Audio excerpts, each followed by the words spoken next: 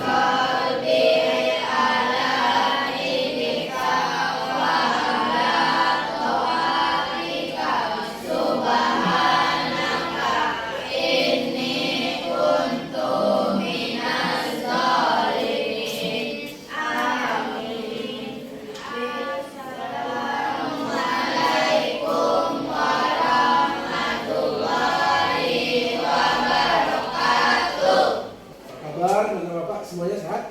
Alhamdulillah sehat ya. Meskipun begitu tetap Bapak absen sampai ke 1 untuk bukti kehadiranmu di hari ini. Baik. Sekarang tanggal 22 10 ya. 2 Abdal Agung Alisa, Amel, Bayu, Bunga, ini ya, Ya, Pak. Kiki, Ya, Pak. Ija, Ya, Pak. ini juga ya. Ya, Pak. Baik, Anda semuanya. Alhamdulillah alamin. Dan bersyukur selalu kepada Allah karena kita kembali bertemu di kelas. Untuk kali ini kelas kita adalah tentang mata pelajaran coding ya. Coding. Ya, sebagaimana kamu ketahui bahwa sebelumnya kita sudah perkenalan bahwa mata pelajaran coding itu adalah mata pelajaran pilihan yang sudah kamu pilih ya. Jadi ini adalah pertemuan pertama kita dalam membahas materi untuk mata pelajaran coding tersebut. Ya, Anda siap untuk belajar? Torik siap? Putra siap? Oke. Yang lain siap ya? Udah sarapan semuanya? Iya. Semangat dong. Ya. Jadi pembelajaran kita tentang apa? Coding. Subtopiknya atau topik terkecilnya adalah berpikir komputasional. Ya. Sebelumnya kita belum pernah belajar ini kan? Di SD sudah pernah belajar? Belum. Ini adalah hal baru bagimu. Dan bagi Bapak juga sendiri ini adalah kelas pertama di mana Bapak mengajarkan materi coding di kelas. Materi kita hari ini itu adalah berpikir komputasional. Seperti yang Anda lihat di sini. Jadi untuk membahas materi ini kita butuh 3 kali pertemuan. Berapa kali? 3. Jadi kita bagi-bagi nanti ya. Untuk pertemuan hari ini apa yang kita bahas? Nah, pertemuan pertama untuk hari ini bahasan kita itu di mana memiliki tujuan. Nah, ini dia. Tujuan dari pembelajaran coding yang kita pelajari hari ini atau berpikir komputasional itu yaitu di mana kamu mampu menjelaskan pengertian pemecahan masalah sederhana. Apa itu masalah?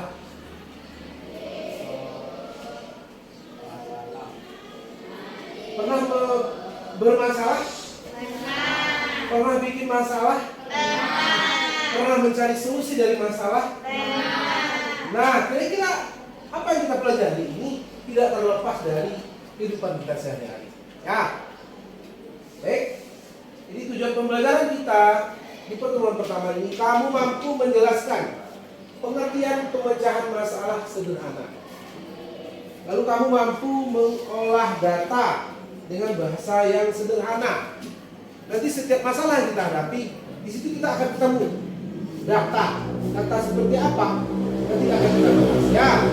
Lalu kedua, tujuannya kamu mampu menyebutkan minimal 3 contoh masalah sehari-hari yang kamu temui dalam kehidupanmu sehari-hari dan bagaimana cara menyelesaikannya. Dan itu nanti akan kita pecahkan dalam bentuk berkelompok. Ya, nanti kamu akan saya bagi berkelompok. Kita sekarang ada lebih kurang sekitar 17 orang ya. Dan saya bagi jadi 3 kelompok aja nanti. Sepakat ya? Sip. Pertama, agar materi ini benar-benar kamu kuasai, kita pahami dulu konsepnya. Ya, apa konsepnya yang kita pelajari hari ini? Berpikir komputasional. Ini dia. Berpikir komputasional. Semenjak kita dilahirkan sampai sekarang, sudah berapa banyakkah kita berpikir? Sudahkah kita menggunakan otak kita untuk berpikir dalam menyelesaikan masalah? Sudah atau belum? Sudah? Seperti sejauh mana kita sudah menggunakan kemampuan otak kita untuk berpikir dalam menyelesaikan masalah? Jadi nanti kamu akan tahu apa manfaatnya Pak berpikir komputasional itu. Mengapa kita harus berpikir komputasional? Oh, ternyata saya belum berpikir komputasional selama ini ya Pak. Ya, akan kita lihat nanti seperti apa jawabannya. Ya, ini contoh. Untuk mendalami materi ini, kamu bisa lihat tayangan video saya berikut ini. Ya, apa itu berpikir komputasional? Ya, ini videonya. Silakan diamati.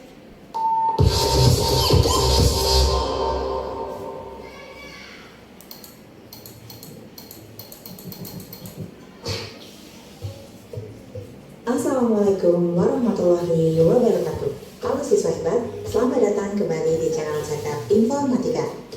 Pada video kali ini kita akan membahas topik lanjutan dari video sebelumnya, yaitu tentang berpikir komputasional dalam kehidupan sehari-hari. Yuk kita pelajari bersama bagaimana cara berpikir yang terstruktur dan logis ini dapat kita terapkan dalam kehidupan kita sehari-hari. Langsung saja, mari simak video selengkapnya. Dalam kehidupan sehari-hari, kita sering dihadapkan pada berbagai masalah, seperti kehabisan pulsa, bangun kesiangan, sulit mengatur uang jajan, atau kebingungan menentukan langkah awal saat belajar. Nah, dengan menggunakan berpikir komputasional, kita dapat menemukan solusi yang lebih logis, terarah, dan efisien untuk mengatasi masalah-masalah tersebut. Mari kita mulai dengan contoh pertama, yaitu masalah bangun kesiangan dan sering terlambat ke sekolah. Kita akan menerapkan 4 langkah berpikir komputasional. Langkah pertama adalah dekomposisi. Artinya, kita akan memecah permasalahan menjadi bagian-bagian kecil agar lebih mudah dianalisis. Contohnya, mengapa saya bisa bangun kesiangan?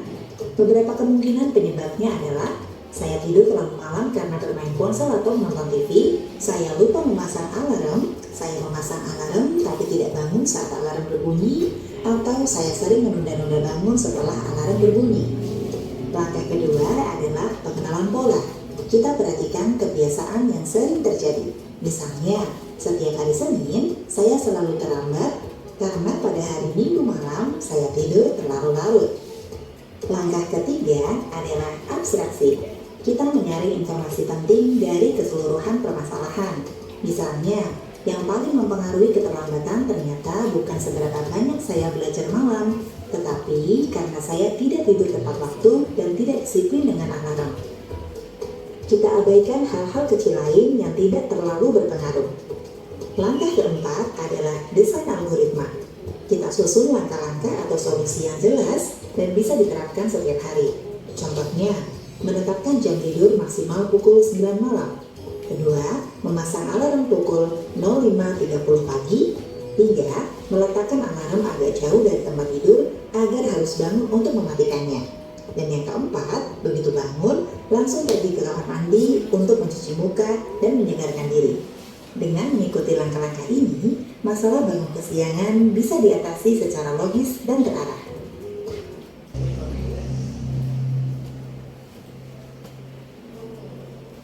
Ya, ini contoh berikutnya. Sekolah yang terlalu banyak dan membuat bingung harus mulai dari mana. Kita akan selesaikan menggunakan langkah pertama, yaitu dekomposisi. Kita pecah semua tugas yang harus dikerjakan. Contohnya, tugas matematika menyelesaikan 10 soal. Tugas bahasa Indonesia membuat ringkasan teks. Tugas IPA membuat laporan praktikum.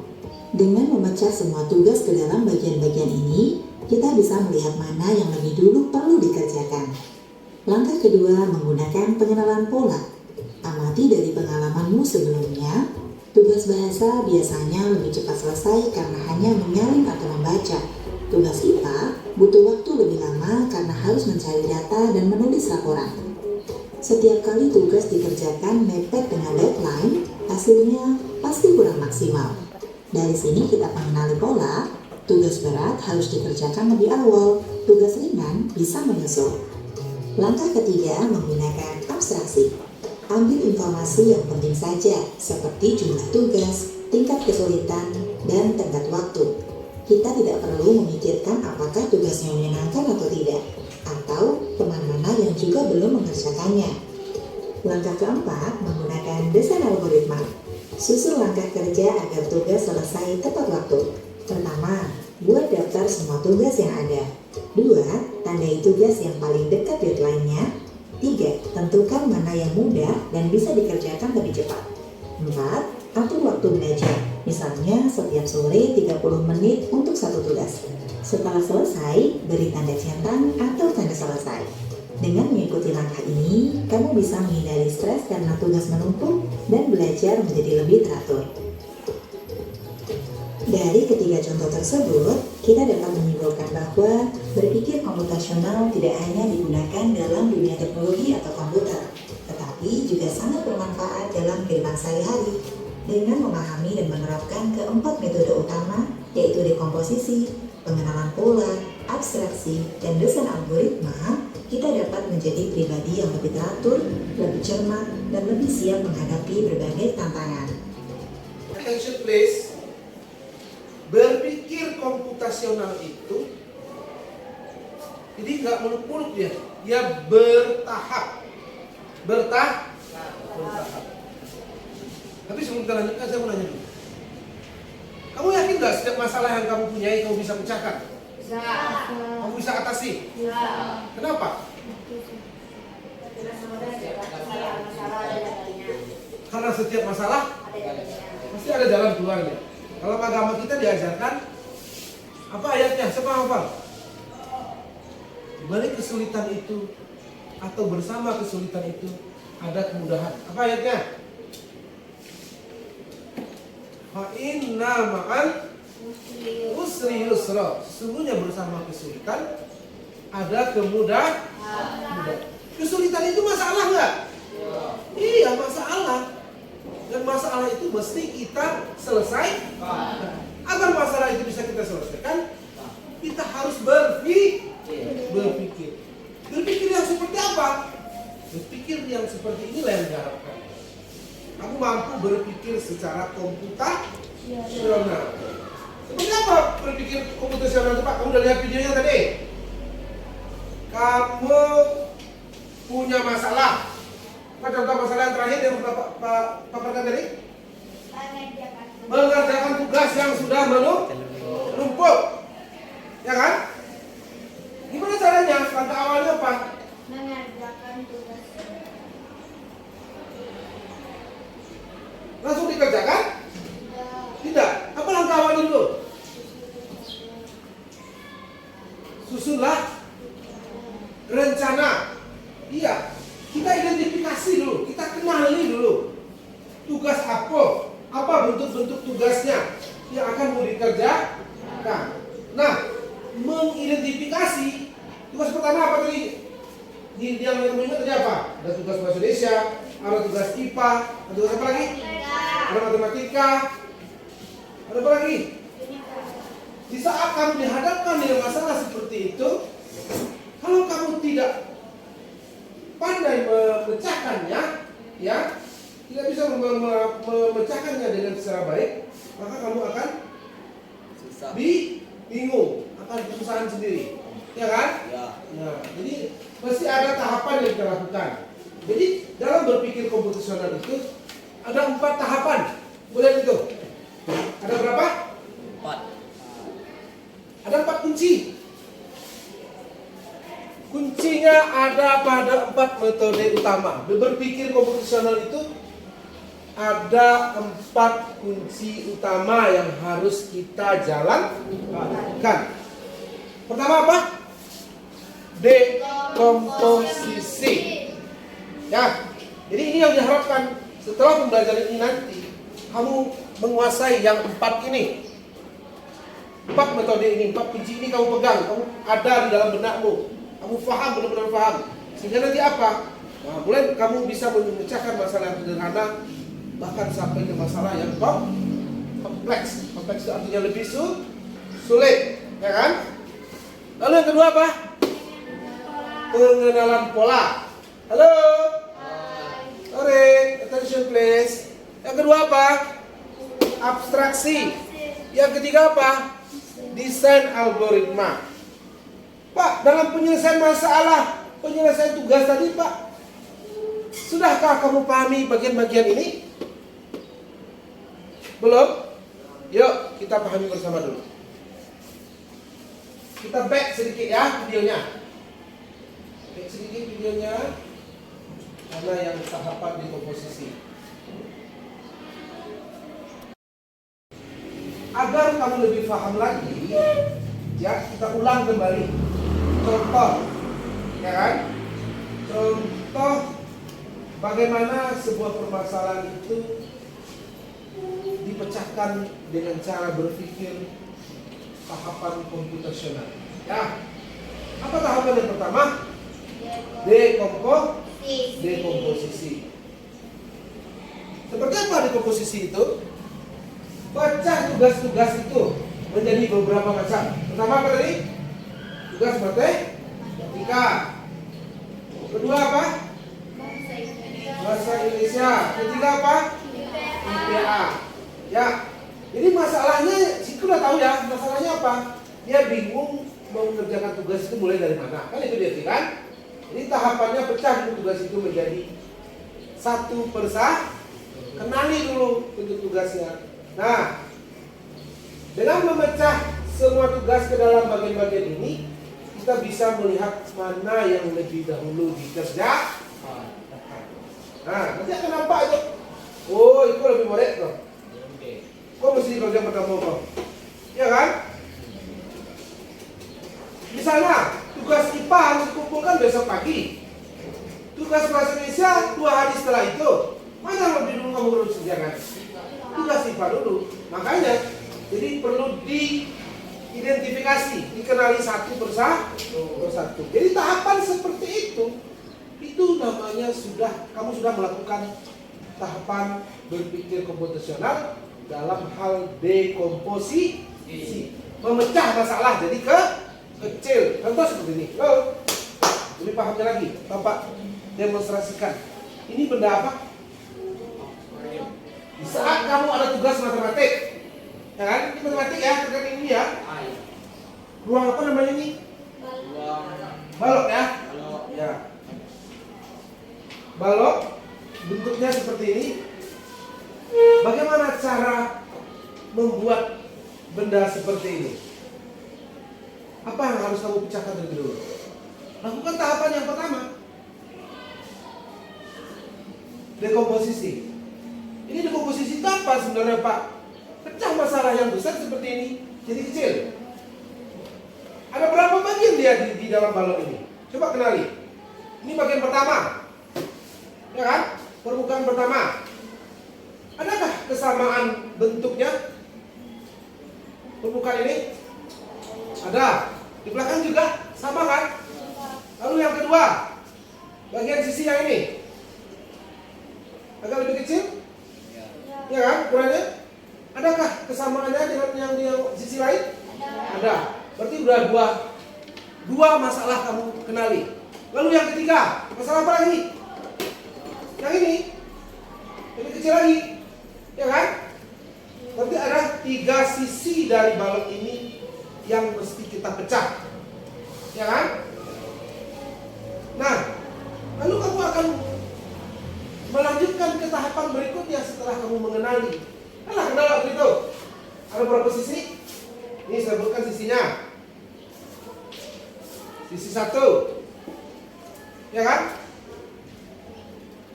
Ini juga sama. Berarti kopiannya. Sisi 1 A. Saya kasih nama sisi 1 A. Lalu sisi 2. Di belakangnya sama? 2. Dengan A lagi? B lah ya. 2B. Lalu ada sisi yang terakhir. Sisi lebih kecil. Sisi yang nomor 3. 3C. Ini sisi 3. Di belakangnya 3C. Berarti secara garis besar ada berapa masalah yang mesti kita selesaikan untuk dia agar bisa menjadi sebuah balok seperti ini? 3. Betul kan? Nah, berarti apabila kamu sudah bisa melakukan seperti tadi, berarti kamu sudah melakukan tahapan yang namanya dekomposisi. Apa namanya? Dekomposisi. Memecah masalah besar menjadi masalah kecil. Jadi kita akan tahu nanti mana atau bagaimana langkah berikutnya kita lakukan. Nah, ini tahapan pertama. Kamu udah bisa memecahkannya. Ini contohnya, ketika dia sudah berhasil memecah tugas-tugas yang akan dia kerjakan itu menjadi beberapa macam. Pertama, tugas matematika. Apa tugas matematika tadi? Ada soal 10. Ada tugas apa lagi? Bahasa Indonesia, membuat ringkasan. Ada tugas apa lagi? Tugas IPA, membuat laporan praktikum. Jadi dengan memecah semua tugas ke dalam bagian ini, kita bisa melihat mana yang lebih dahulu perlu dikerjakan. Kita akan tahu prioritasnya. Aku lebih dulu. Halo, attention please ya. Nah, kembali lagi ke filosofi agama yang mengajarkan kita. Yakinlah bahwa setiap kesulitan masalah yang kita hadapi ada kemudahan apabila kita mau berpikir. Mau berpikir nggak? Iya, seorang pelajar, seorang siswa itu mestilah orang yang selalu menggunakan akal pikirannya untuk berpikir. Setuju? Ayo berpikir. Ya, lanjut tahapan kedua. Simak lagi. Kita bisa melihat mana yang lebih dulu perlu dikerjakan. Langkah kedua menggunakan pengenalan pola. Amati dari pengalamanmu sebelumnya. Tugas bahasa biasanya lebih cepat selesai karena hanya menyalin atau membaca. Tugas IPA butuh waktu lebih lama karena harus mencari data dan menulis laporan. Setiap kali tugas dikerjakan mepet dengan deadline, hasilnya pasti kurang maksimal. Dari sini kita mengenali pola, tugas berat harus dikerjakan lebih awal, tugas ringan bisa menyusul. Langkah ketiga menggunakan abstraksi. Stop dulu. Yang kedua paham nggak? Pengenalan pola. Paham? Yang kedua ini pengenalan pola. Kalau seorang tukang jahit, tahu tukang jahit? Tahu. Begitu dia melihat baju, Pak, atau permohonan dari pelanggan untuk buat baju, saya mau bikin baju. Apa yang dilakukan pertama? Bikin pola. Apa yang dilakukan pertama? Ini pola baju. Bersihkan apa? Alat. Mengukur, ya kan?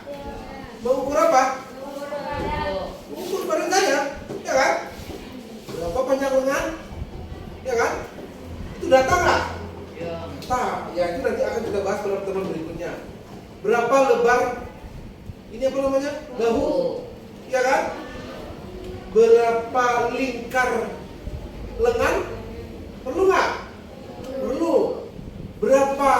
panjang badan.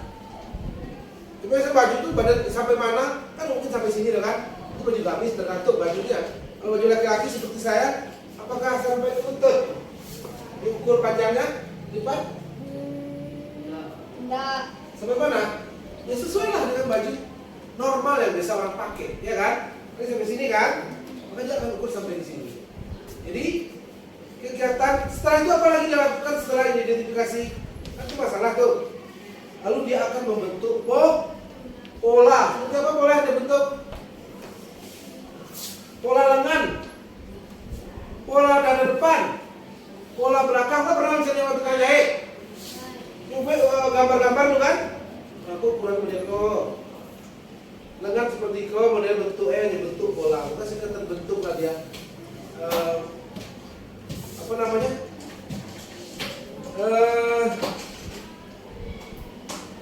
Pola itu apa namanya? Masalah tadi dia akan bisa selesaikan dengan membentuk pola-pola yang sudah dia rancang tadi.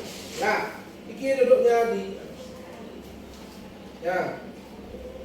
Oke, kita lanjutkan. Sederhananya seperti ini contohnya ini. Setiap tugas bahasa Indonesia biasanya yang paling cepat selesai itu tugas mana? Mana yang paling gampang? Indonesia kan? Berarti kan tergantung kebiasaan kita sebelumnya. Itu namanya kita mengenali pola. Ya.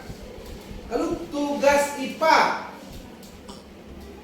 Kalau tugas IPA butuh waktu lebih lama karena harus mencari data, menulis laporan, kan butuh waktu lama ya. Itu berarti dia sudah mulai mengenali polanya. Lalu di setiap kali tugas dikerjakan, apabila waktunya mepet tahu artinya mepet? Oh, Apa artinya? dada. Mepet itu kata dosa.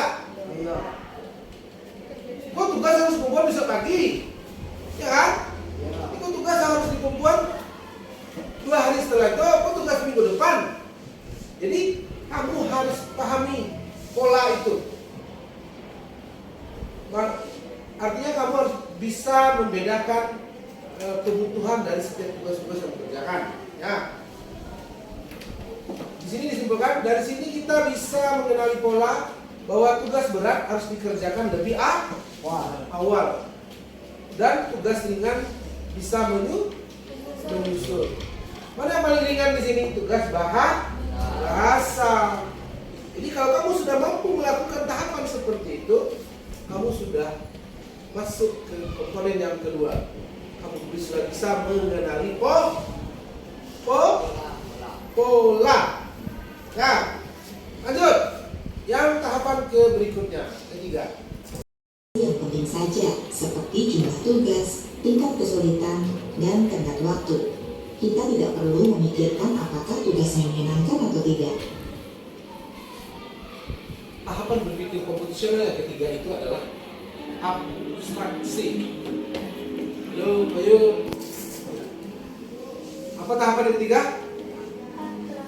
Abstraksi. Seperti apa pelaksanaannya? Fokus pada deadline dan tingkat kesulitan. Ambil informasi penting saja seperti jumlah tugas, tingkat kesulitan, dan tenggang waktu.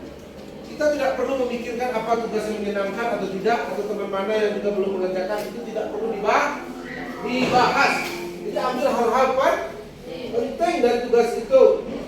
Kesulitannya apa, lalu informasi penting yang bisa kita ambil dari tugas itu apa, kapan dia dikumpulkan, lalu seperti jumlah tugasnya, ada berapa banyak, lalu tingkat kesulitannya, dan jangka waktu yang mau dicapai, ya kan, untuk menyelesaikan tugas itu. Jadi itu namanya abstraksi.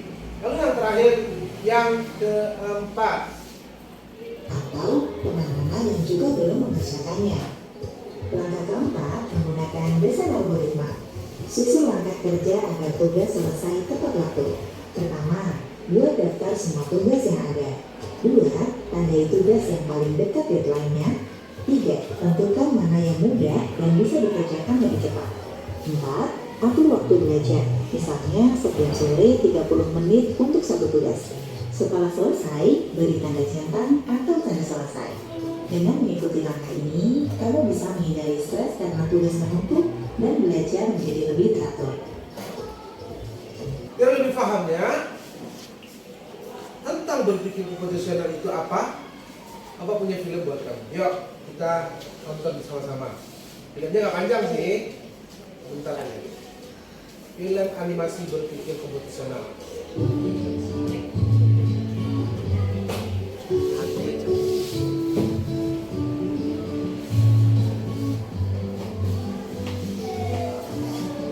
Liburan kali ini, kakak beradik, Raihan, Radeva, dan Radia berpetualang ke desa Eyang, yaitu desa Kebun Tebu di Lampung Barat, Provinsi Lampung.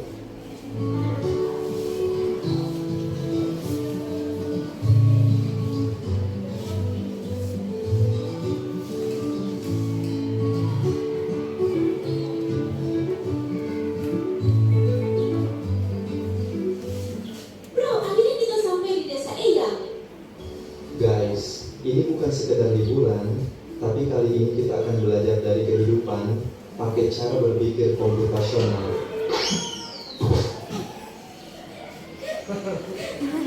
Oh, udaranya segar banget, indahnya desa ini. Sejauh mata memandang terhampar hijaunya sawah.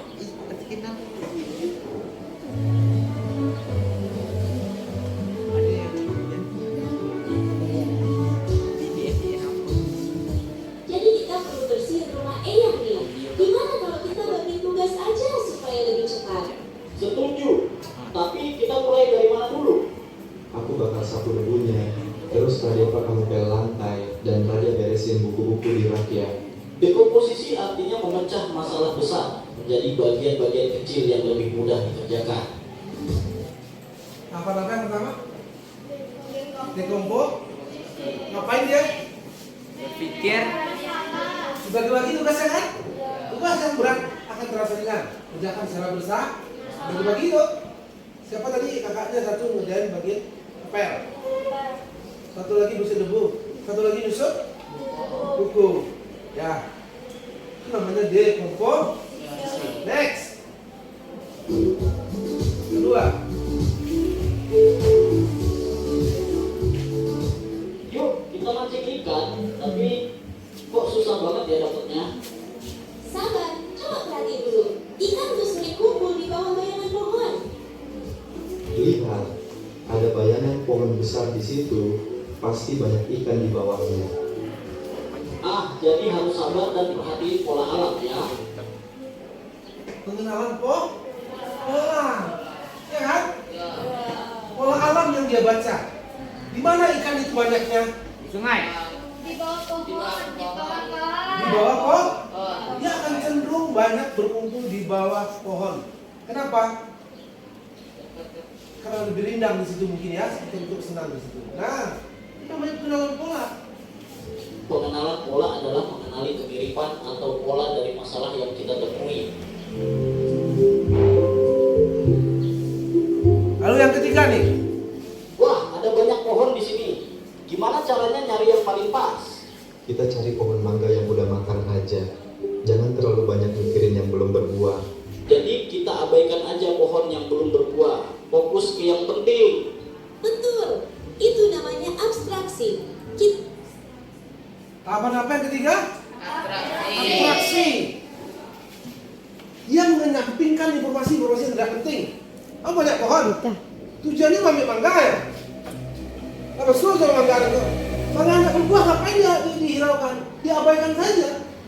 Pohon-pohon yang lain abaikan saja. Tujuannya apa? Mengambil mangga kan? Iya, itu makanya abstraksi. Mengambil poin penting yang perlu diolah sehingga nanti masalah itu benar-benar tepat diselesaikan dengan cara yang benar. Ya, lanjut. Kita hanya memilih informasi yang relevan. Tuh, dia udah dapat tuh Abstraksi mangganya. artinya menyaring informasi yang penting dan mengabaikan hal yang tidak relevan. Yang terakhir. Oke, sekarang kita buat jus mangga. Ada langkah-langkahnya nih. 1. Cuci mangga 2. Potong buah 3. Masukkan ke blender 4. Tambahkan gula dan air 5. Saring dan sajikan. Algoritma adalah Apa yang terakhir? Algoritma. Tujuan akhirnya ngapain? Bikin jus. Ya kan? Jus mangga. Ada tahapan nggak? Iya, 1 cuci mangga. Ya, tapi nggak dicuci dulu mangganya. Ya kan? Kalau cuci mangga apa lagi dikupas? Kalau dikupas, potong-potong dulu. Masa langsung blender? Mangga yang bulatnya. Potong-potong dulu tadi ya. Setelah dipotong, Ya, dari air. beri air tadi ya. Ke blender. Ya, kita coba ulangi sedikit. Ya. Ini yang terakhir loh, tahapan terakhir. Tahapan yang paling menentukan. Bukan berarti tahapan kapan sebelum tidak menentukan. Ini terakhir, finalnya. Ketika masalah itu bisa kita selesaikan. Inilah langkah terakhirnya. Apa langkah terakhirnya? Kita harus buatkan urutan penyelesaiannya. Ya, saya ulangi. Cuci mangga 2. Cuci mangga. Buah 3. Masukkan ke blender 4. Tambahkan gula dan air 5. Tambahkan gula dan air. Saring dan sajikan. algoritma adalah langkah-langkah terstruktur untuk menyelesaikan masalah. Thanks for watching. Sederhana kan? Itulah berpikir komputer. Nah, sudahkah kita melakukan seperti itu selama ini dalam kehidupan sehari-hari? Sudah atau belum? Hah? Menurutmu bermanfaat sekali nggak berpikir komputasional itu setelah kita melihat seperti ini? Sangat bermanfaat nggak? Bermanfaat nggak ini kita terapkan dalam kehidupan kita sehari-hari? Iya. Baik itu kita menggunakannya, menerapkannya dalam kehidupan sehari dengan bantuan komputer ataupun tidak. Dengan bantuan komputer itu akan jauh lebih efisien lagi. Ya kan? Contohnya Pak. Contoh. Saya pernah lihat ilustrasi. Ketika Amel, ya, ini contoh sederhana ya. Amel dia pintar masak. Bikin apa? Pecel lele. Ya kan? Ini sederhana. Ketika Amel bisa bikin pecel lele di rumah untuk keluarganya masing, itu dia bisa lakukan sendiri nggak? Bisa? Bisa ya? Ketika keluarganya sudah mempromosikan ke teman-temannya atau kakaknya mungkin, bapaknya mungkin, masakan Amel ini sudah mulai dikenal, ya kan? Oh, orang banyak pesan, ya kan? Begitu banyak pesanan, dia butuh apa lagi? Aku dia mengerjakan sendiri? Tidak. Dia bisa sendiri lagi, dia butuh orang lain untuk membantu. Pasti rasanya akan sama? Ya mungkin saja masih akan sama rasanya selagi dia masih ada ikut andil dalam membuat sambal pecel lele itu, ya kan? Ketika sudah makin banyak yang pesan, ya kan? Dipasarkannya secara online, 24 jam orang akan pesan. Akan banyak nggak pesanan jadinya? Iya, akan banyak. Dia butuh apa lagi untuk menyelesaikan masalah itu? Karyawan. Untuk karyawan, saya butuh karyawan agar packingnya lebih bagus dan lain sebagainya. Terus tepat waktu di dalam penyelesaiannya. Dia butuh apa lagi? Butuh apa? Butuh apa lagi? Kalau dalam bentuk pabrik, kebutuhannya kalau banyak, dia butuh banyak, dia butuh pabrik lagi membantu kan? Di pabrik itu ada apa? Ada mesin. Mesin itu termasuk teknologi. Jadi tahapan-tahapan seperti itu di dalam kehidupan sehari-hari, apabila kita sudah mampu menyelesaikannya dengan cara baik, berarti kamu sudah bisa menyelesaikan masalah itu dengan tahapan berpikir komputasional. Ya, bisa memahami? Udah ya, kan tidak sulit tenang. Baik, selanjutnya bentuk kelompok. Jadi 3 lah ya, 1, 2, 3, 4, 5, satu kelompok. Di sini tempatnya, kelompoknya. Ya, berkumpul di sini. Rifan, Vicky, Tore, Putra, Bayu, Duta. Ini bentuknya. Ya, Najwa, 1, 3, 4, 5. Ya, duduk di depan cepat. Ini Alif, itu kelompoknya. Alif, ya. Kelompok 3, Marwa, Reza, Nuri, Abdal, Ucul. Itu kelompok di sini. Di sini. Ya. Ada juga di sini.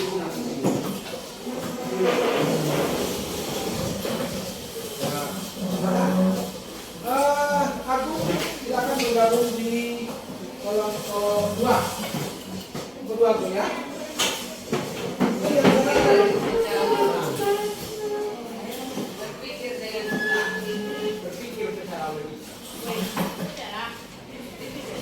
Saya punya LKPD, ini kamu harus kerjakan berkelompok, kamu diskusikan bersama teman-temanmu. Jadi dalam hal ini kita harapkan kerjasama. Halo, kelompok 1 mana tadi? Ya, B. Buat kelasnya, buat nama kelompoknya, anggotanya siapa aja, lalu jawab isian yang ada di lembaran itu yang kosong ini. Bicarakan bersama. Ya, ambil satu masalah aja ya. Satu masalah aja dalam kehidupan sehari-harimu. Kamu bicarakan dulu, diskusikan dulu mana masalah kamu pilih. Di kelompok 3 yang akan dikerjakan sekarang. Ini kelompok 2. Silakan dikerjakan sekarang. Waktu ada waktunya di situ? 15 menit. Nah, tepuk tangan untuk kelompok 2. Silakan ada yang untuk membacakan hasil diskusinya. Ya.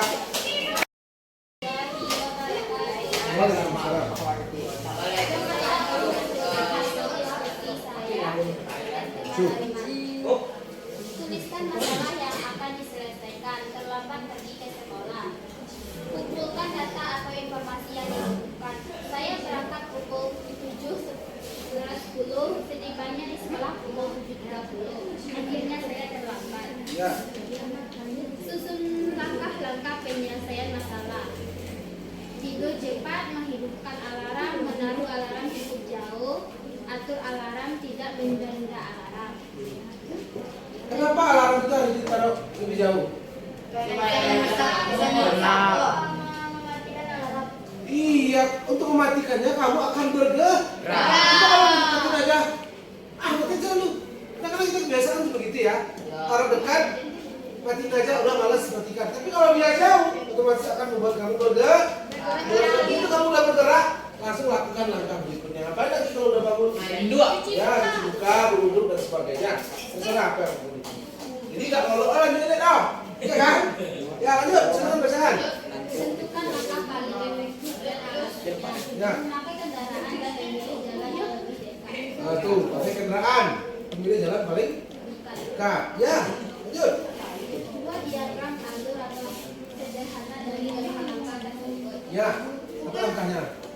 Menghidupkan alarm, lebih cepat, menjauhkan alarm, tidak mengganggu alarm, atur alarm sebelum tidur.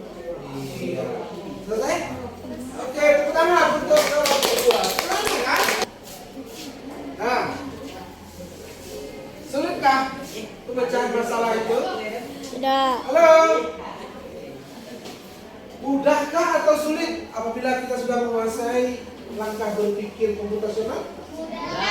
Ternyata mudah. Ya, jadi kita berhubung waktu kita tinggal sedikit lagi, itu perlu kita sedikit refleksi bersama pembelajaran kita. Ya. Pertama tadi kamu mengatakan bahwa apabila kita sudah Hai. Attention please, tolong perhatiannya. Sebentar lagi, halo. Hai. Mana ke depan? Ternyata berpikir komputasional itu tidaklah sulit dan itu bisa kita terapkan dalam kehidupan kita sehari-hari. Apapun masalah yang kamu hadapi dalam kehidupan sehari-hari, lakukanlah tahapan-tahapan itu agar masalah itu bisa diselesaikan secara efektif, tepat, kedua efisien, ketiga logis, ya kan? Logis itu apa artinya? Masuk akal, sesuai dengan logika berpikir kita. Ya. Gimana pembelajaran hari ini? Menyenangkan? Sulit atau mudah? Berapa tingkat pemahamannya? Kalau 10 10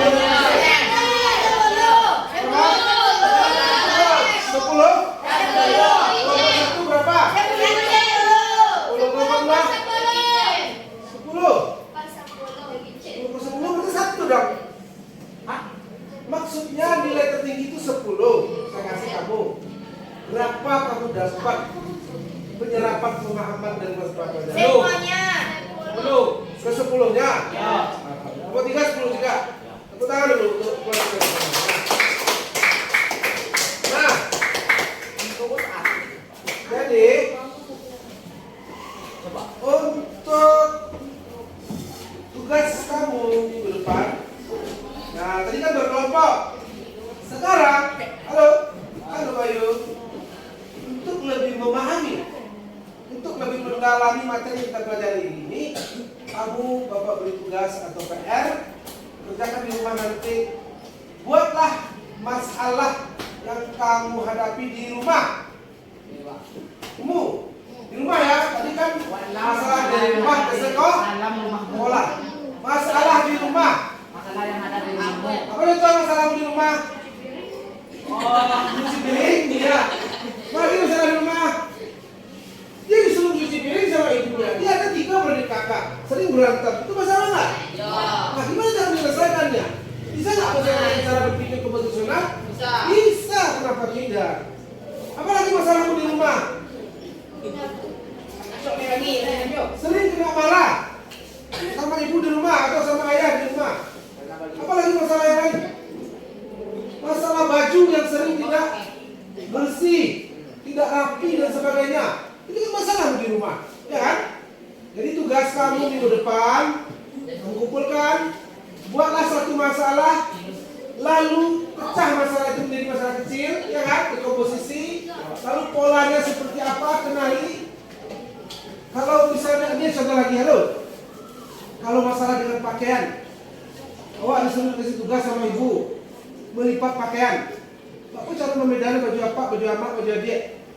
Yang mana baju apa? Yang mana pasti baju apa? Iya kan, betul itu. Lalu tempatnya mesti dipisah nggak? Iya, itu namanya pengenalan pola. Itu masuk pengenalan pola itu, ya. Dan banyak lagi tugas, pasti saya yakin kamu punya banyak masalah di rumah.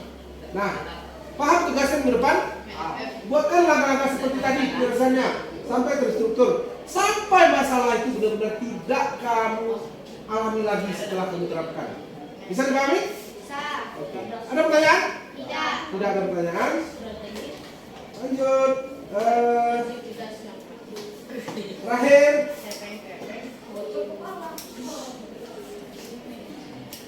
Tugasnya yang tadi dikumpulkan semuanya? Enggak? Ya, ditemukan tugas yang tadi. Tugas kelompoknya dikumpulkan.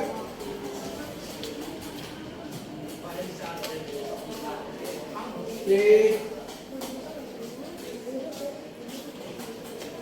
Terima kasih atas perhatian dan ada yang mau ditanyakan? Atau mau ditanyakan lagi? Tidak ada. Kalau tidak ada, kita akhiri pembelajaran kita hari ini. Semoga ilmu yang kita pelajari hari ini bermanfaat untuk kehidupan kita berikutnya. Amin. Bukankah ilmu yang baik itu adalah ilmu yang bermanfaat? Bermanfaat bagi kita dan bagi orang lain. Amin. Kita closing tutup pembelajaran kita hari ini.